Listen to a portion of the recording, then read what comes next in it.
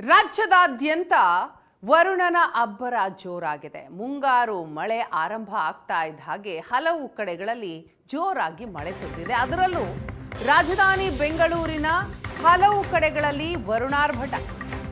Cantonment, Seshadripuram, Malleshwaram, Indiranagar, Uttarahalli ಸೇರಿ ಹಲವು ಕಡೆಗಳಲ್ಲಿ ಭಾರೀ ಮಳೆಯಾಗಿದೆ.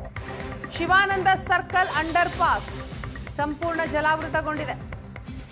ಮಂಡಿಯುದ್ಧ ನೀರು ನಿಂತು ಸವಾರರು ಪರದಾಡಿದ್ದಾರೆ. ಶಿವಾನಂದ ಸರ್ಕಲ್ ಅಂಡರ್ ಪಾಸ್ ಏನಿದೆ ಅದು ಒಂದು ಚಿಕ್ಕ ಮಳೆ ಆದರೂ ಕೂಡ ಅಲ್ಲಿ ನೀರು ನಿಂತ್ಕೊಳ್ಳುತ್ತೆ. ಇನ್ನು ಜೋರ್ ಮಳೆ ಬಿದ್ದರೆ ಹೇಳೋದೇ ಬೇಡ. ಎಲೆಕ್ಟ್ರಾನಿಕ್ ಸಿಟಿ ಭಾಗದಲ್ಲಿ ನಿರಂತರವಾಗಿ ಮಳೆ ಸುರಿದಿದೆ.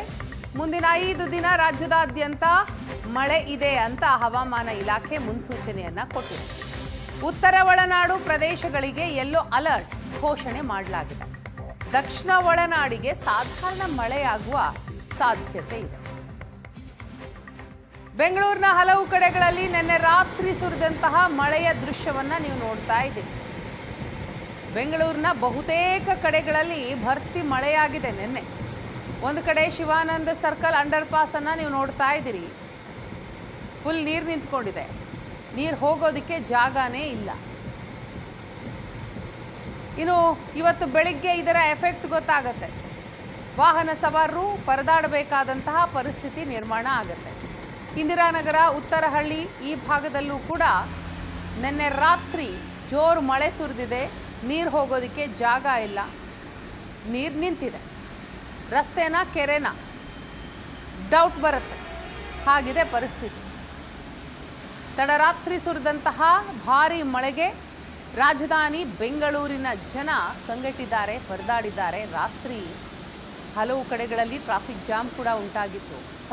ಸಾಲು ವಾಹನಗಳು ರಸ್ತೆಯಲ್ಲೇ ನಿಂತಿದ್ವು. ಹೋಗೋದಕ್ಕೆ ಜಾಗ ಇಲ್ಲ. ರಸ್ತೆ ಮೇಲೆ ಫುಲ್ ನೀರು. ಇನ್ನು 5 ದಿನ ಇದೇ ರೀತಿ ಮಳೆ ಆಗುತ್ತೆ ಅಂತ ಹವಾಮಾನ ಇಲಾಖೆ ಮುನ್ಸೂಚನೆಯನ್ನ ಕೊಟ್ಟಿದೆ.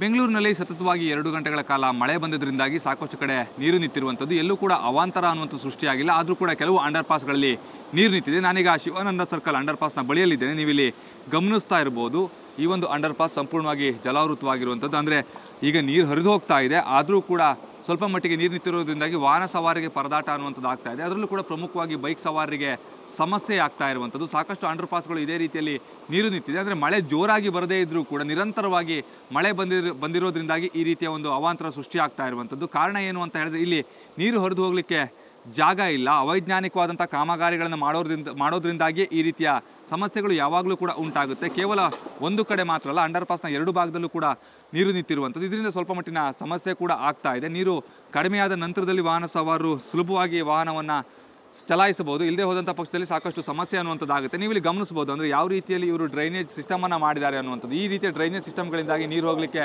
ಇಲ್ಲಿ ಅವಕಾಶ ಇರೋದಿಲ್ಲ. ಹಾಗಾಗಿ ಸಮಸ್ಯೆ ಅನ್ನುವಂಥದ್ದು ಆಗ್ತಾ ಇದೆ. ನೀರು ಹೋಗಲಿಕ್ಕೆ ಜಾಗ ಇಲ್ಲದೆ ಇರೋದ್ರಿಂದಾಗಿ ಇಲ್ಲಿ ನೀರು ನಿಂತಿರುವಂಥದ್ದು. ಅಂದರೆ ಈ ಒಂದು ಭಾಗದಲ್ಲಿ ನಾವು ಗಮನಿಸ್ತಾ ಹೋದರೆ ಇದು ಪ್ರತಿ ಬಾರಿಯೂ ಕೂಡ ಮಳೆ ಬಂದಂಥ ಸಂದರ್ಭದಲ್ಲಿ ಇದೇ ರೀತಿಯ ಸಮಸ್ಯೆ ಆಗುತ್ತೆ. ಅಂದರೆ ನೀರು ಹೋಗಲಿಕ್ಕೆ ಇವರು ಸರಿಯಾದ ರೀತಿಯಲ್ಲಿ ಅವಕಾಶವನ್ನು ಮಾಡಿಕೊಡದೇ ಇರೋದ್ರಿಂದಾಗಿ ಈ ರೀತಿಯ ಒಂದು ಸಮಸ್ಯೆ ಕೂಡ ಪ್ರತಿ ಬಾರಿ ಆಗ್ತಾ ಇರುವಂಥದ್ದು. ಅಂದರೆ ಅಧಿಕಾರಿಗಳು ಪ್ರತಿ ಬಾರಿ ಈ ಒಂದು ಸಮಸ್ಯೆ ಗೊತ್ತಿದ್ರೂ ಕೂಡ ಅವರು ಅದನ್ನು ಸರಿಪಡಿಸುವಂಥ ಒಂದು ಕ್ರಮವನ್ನು ಕೈಗೊಳ್ಳೋದೇ ಇಲ್ಲ ಅಂತ ಹೇಳ್ಬೋದು. ಕ್ಯಾಮ್ರಾ ಪರ್ಸನ್ ರವಿ ಜೊತೆ ಪ್ರಜ್ವಲ್ ನಿಟ್ಟೂರ್, ಏಷ್ಯಾನೆಟ್ ಸುವರ್ಣ ನ್ಯೂಸ್, ಬೆಂಗಳೂರು.